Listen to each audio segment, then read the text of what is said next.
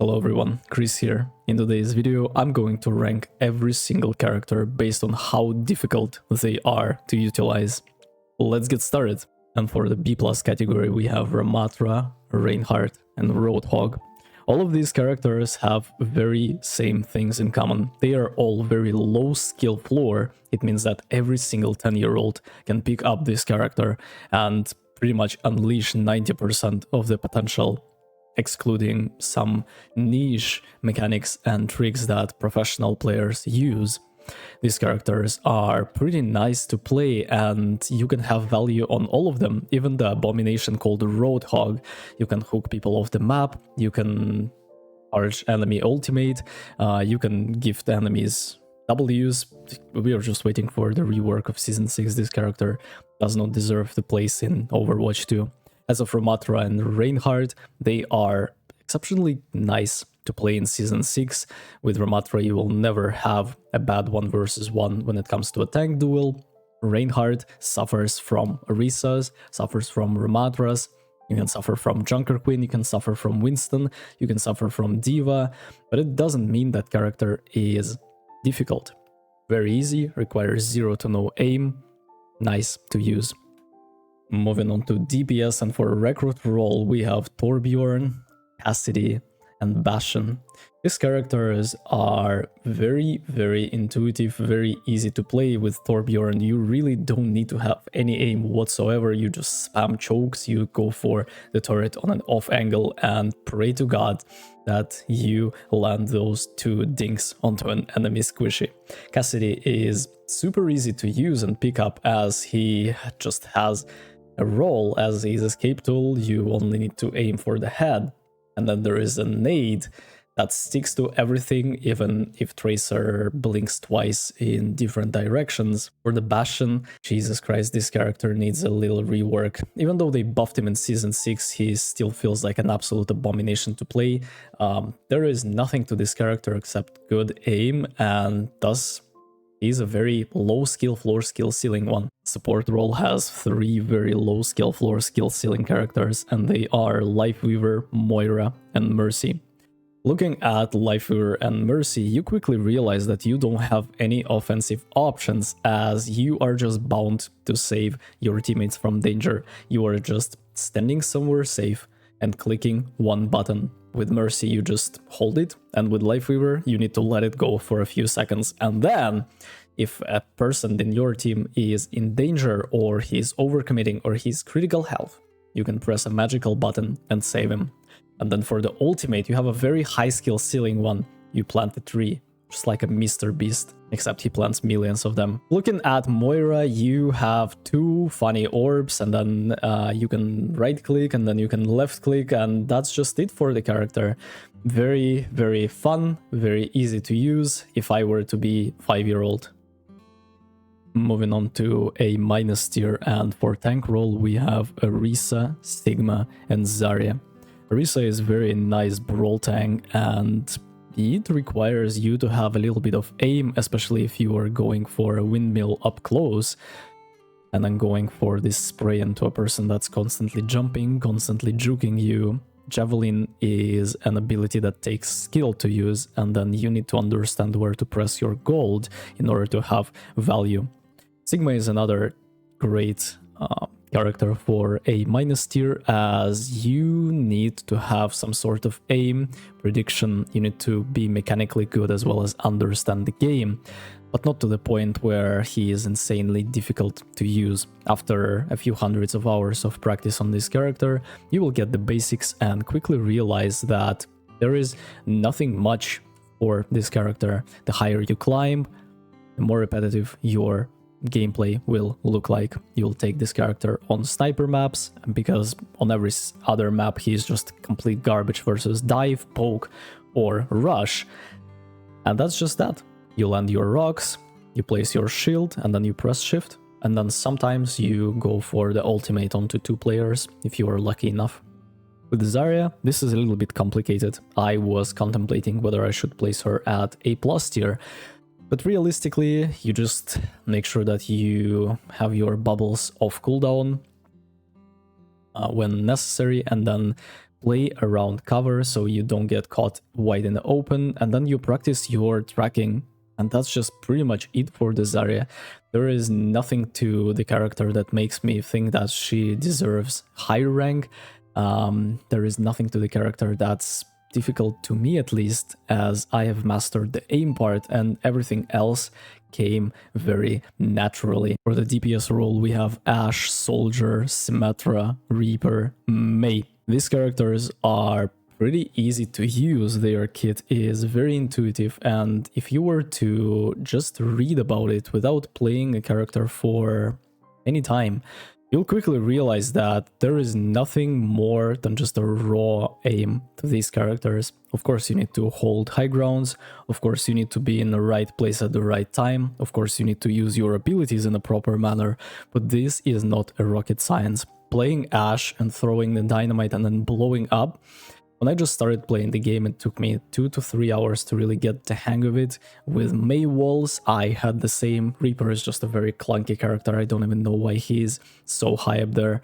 Symmetra is pretty easy as her power got shifted from her turrets. Now you're just spamming right clicks and then placing a teleport behind the person while holding the right click. You TP, right click, and then TP back or something. Character is just very easy to use. For the minus support category, we have Zenyatta and Brig. Zenyatta is exceptionally good by himself if you can throw Discord Orb on a target that's way out of position or way too aggressive, and then you heal Orb a character on your team that's playing further and is a lot more aggressive than others. Nothing to it. And then you just spam your left clicks and then go for right clicks if you don't see an opponent but about to engage him. Not a rocket science to play Zen. When it comes to Brig, you just need to understand the rotations of the cooldowns. Nothing difficult again. You need to land your whip shot to proc Inspire, and then when you're in danger, you just shield bash away. And when you're at an advantage and you want to trade pieces, just like in chess, you shield bash in and go for the mace slam. Or just, yeah, you just swing your mace like a maniac, and then you have a rally, which is like a stun they can cancel Moira rolls. That's just it. Moving on to the ultra violence tank category, and we have Junker Queen, we have Diva, and that's gonna be it for the tanks. Junker Queen requires you to lend your knives. Junker Queen requires you to have understanding or when, how, and where to shout. She requires a decent aim up close with the shotgun, and her ultimate can be tricky and will have a very nice high skill ceiling. Junker Queen is pretty bad at protecting her teammates, so you have to substitute that with dealing insane amounts of damage yourself. You have pretty difficult 1 versus 1s against Risa, against Reinhardt. It feels like you cannot just do anything and you want to go for the backline a lot more, ignoring the tank. It's very difficult to throw your knife sometimes, as there are so many slim model squishy characters that can just dodge it, deflect it, or yeah, it is quite difficult. For Diva, character is very high skill ceiling, very complex movement, very difficult to understand and utilize Matrix to the full potential. You need to be very precise with your thrusters plus rocket combo in order to destroy a squishy character that you are flying onto. You need to understand the whack-a-mole game when you are engaging and disengaging at the right time. You need to hold high ground and let go of it while you're recharging your Matrix and getting your thrusters off cooldown. This all requires big brain. Instead of that, you can just play Roadhog and have fun. But yeah, Diva is the best character for verticality maps and for sure deserves a spot in an ultra violence difficulty. Alright, moving on to the A+ category, and I decided to completely get rid of the S- row, and we're just gonna have S+ and then A+ straight up. So right now we will add Sombra to the list for the DPS, and then we go for Baptiste, Kiriko, and Illari as our support lineup. Baptiste is a very self-sufficient, very nice support to use on sniper maps, to use on verticality maps. You can play him with brawl tanks, you can play him with dive tanks even to have nice value, and you can carry games on him. Baptiste requires very nice aim, and his health packs, lamp, and ultimate are pretty difficult to utilize to the full potential if you are not familiar with characters' mechanics. You are very squishy versus dive, and it requires you to adapt and learn a very much new and different playstyle when it comes to just playing Baptiste versus Brawl or Rush. Alright, moving on to the final part of this video. This is going to be S plus Nightmare mode, and for the tank role we have Wrecking Ball, Doomfist, and Winston. And people were like, Chris, Winston? Winston got bubble and then jump and that's it. Let's start off with Wrecking Ball. Wrecking Ball is probably the hardest tank in Overwatch 2 by far, with a huge gap between him and the second hardest one. You need to learn so much in order to have even mediocre value. You need to be an exceptional player, and I personally know only 2 players that are very, very good at Wrecking Ball in the game. Others either are hiding away from me or they don't even try to play this character. This is an absolute abomination to play. If you ever tried Wrecking Ball yourself, you quickly realize that you are just not doing anything. You're just rolling around in the backline pretending that you're useful while your team is crying for help. And you will have that for 100, 200, 300 hours on Wrecking Ball, and there's just nothing you can do with it. The learning curve is very steep, and you need to put in insane amounts of hours and practice to really master his movement, mechanics, and abilities. Doomfist is another horrible choice for the new players, as you have so many little nuances that will decide whether you are going to be a winner or a loser. Doomfist is exceptionally difficult to have value in the current meta, and you are just dying from cringe every single time enemies go with counters. Not only that, you need to learn how to play Doomfist himself, but when the team is playing Orisa, Sombras, and Yata, you need to completely relearn the character, completely change the way you approach the situation, and go for an insanely different playstyle in order to succeed on the character. And even then, it will take you hundreds of hours to really have mediocre value that you can have on Ramatra right now with 5 hours of playtime. Moving on to Winston, and this is very counterintuitive, but Winston is a very easy character on lower levels, and then on higher levels of gameplay, he is super hard to play. When I'm playing in Grandmaster lobbies as Ana and I have Winston, this is a torture to play with, and against that, you have to be so precise with the character. You need to be so clean, otherwise you will not be able to have any value. This character is a very snowball dependent character, and he requires you to have insane mechanical skills. Yes, he only has jump and bubble, but how you use jump and bubble will be a deciding factor whether you will be a loser or a winner. I don't think S+ category for DPS is going to be a surprise for you. We have Tracer, we have Genji, we have Echo, and we have Sojourn as my choices of characters. Tracer is by far the highest skill floor, skill ceiling character in Overwatch 2. The amount of time, effort, and energy it takes in order to just start playing Tracer is insane. And then the more you play, the more characters opens up to you. It is actually interesting how even if you have 2000 hours on Tracer, you can still learn something new. You can always be thinner, look better. Tracer is just insanely difficult, insanely skill-based character when it comes to blink usage, when it comes to recall, when it comes to pulse bomb. Pulse bomb is one of the highest skill ceiling ultimates in the game, and there is no room for luck. It's all just you literally playing chess with your opponents, whether you are catching the right moment to strike or going for a very random throw, and sometimes it hits, but majority of the time it won't. It's very difficult to play versus many support lineups, as you will find it extremely hard to do anything versus Ana Brig or Moira Kiriko or let's say Lifeweaver Mercy even, as you will never be able to access them. Mercy is always in the air flying left and right, and Lifeweaver is just standing on this flower, and it is just a complete disaster. When it comes to Genji, character is not pretty difficult to utilize when it comes to lower levels of gameplay, but higher you climb, more opponents will play Echo, more opponents will play Fairy Mercy, they will go for counters such as Mei, they will just outrange you with Widowmaker, and in order to have even mediocre value, you need to be an exceptional player.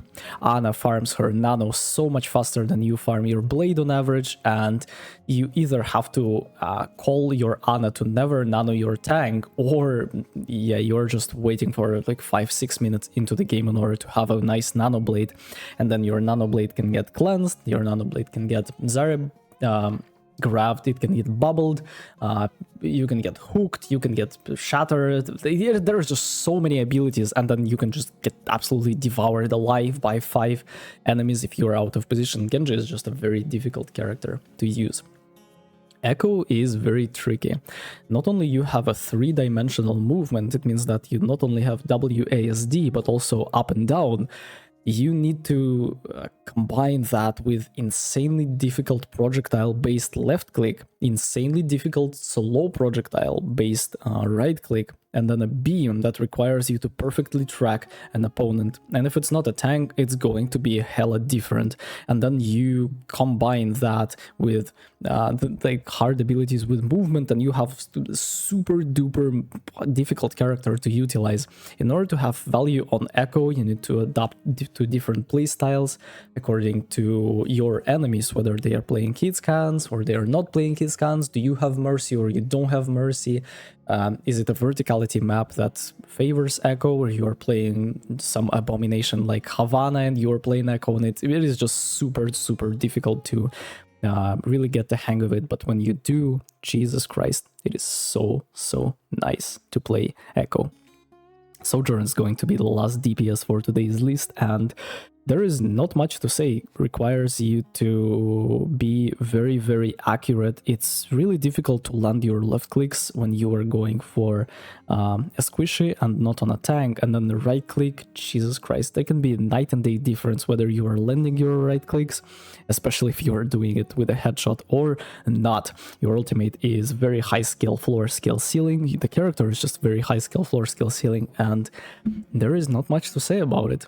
This is going to be S+ for the DPS. And for S+ supports, we have Lucio and Ana. Lucio is an exceptionally difficult character to use. You need to understand where to use your amp, you need to understand how to position yourself, how to play around different brawl tanks that you will play with. And if you don't have a brawl tank and you go full dive with Lucio, you will have to understand how to ride walls properly in order to get to your desired squishy target as fast as you possibly can. And then your aim is exceptionally difficult to utilize at the close range. Your combo with shoot, boop, shoot and melee is very tricky and requires you to have nice amount of skill to utilize it. You need to speed your tank in an engagement, and then you speed him out of the fight. You want to make sure that you heal your teammates when necessary, and then you constantly switch around healing and speed while you are in a team fight to maximize your value. When it comes to Ana, character is just very hard to use. You need to be very precise with your hipfire shots, you need to be very precise with your quick scopes, with your scoped shots. You need to have nice understanding of where, how and when to use your antis. You need to get the grip of your sleep, and overall, character is just super duper high skill floor, skill ceiling. That is going to be it for today's episode.